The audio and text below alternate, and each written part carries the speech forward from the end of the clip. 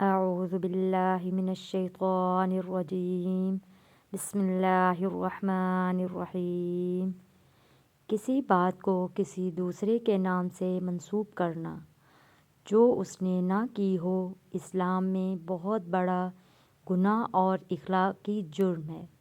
یہ بہتان کہلاتا ہے جو غیبت سے بھی زیادہ سنگین عمل ہے۔ قرآن مجید میں وعید۔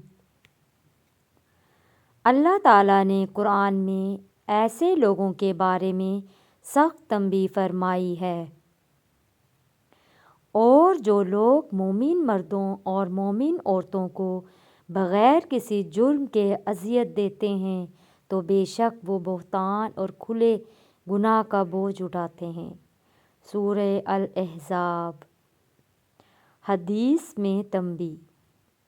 رسول اللہ صلی اللہ علیہ وآلہ وسلم نے فرمایا، جو شخص کسی ایسی بات کا دعویٰ کرے جو دوسرے نے نہیں کہی تو وہ خود پر جھوٹ کا بوجھ ڈال رہا ہے۔ صحیح بخاری 6094۔ بہتان کے نقصانات۔ نمبر 1، معاشرتی فساد۔ یہ عمل جھگڑوں اور دل آزاری کا سبب بنتا ہے۔ نمبر 2، گناہ کا بوجھ۔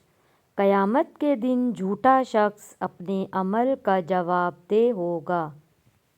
نمبر 3، اللہ کی ناراضگی۔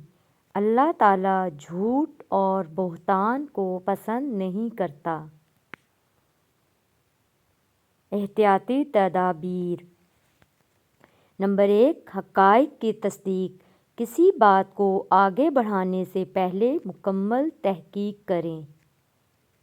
نمبر 2، زبان پر قابو پائیں۔ غیر ضروری گفتگو اور دوسروں کی باتیں کرنے سے بچیں۔ نمبر 3، توبہ کریں۔ اگر آپ نے کبھی کسی پر جھوٹ باندھا ہو تو فوراً اللہ سے معافی مانگیں اور جس شخص پر الزام لگایا ہو اس سے معافی طلب کریں۔ نصیحت۔ رسول اللہ صلی اللہ علیہ وآلہ وسلم نے فرمایا، مسلمان وہ ہے جس کی زبان اور ہاتھ سے دوسرے مسلمان محفوظ رہیں۔ لہٰذا ہمیں اپنی زبان اور عمل میں بہت محتاط رہنا چاہیے تاکہ ہم اللہ کی ناراضگی اور لوگوں کی دل آزاری سے بچ سکیں۔ آمین یا الہی یا رب العالمین۔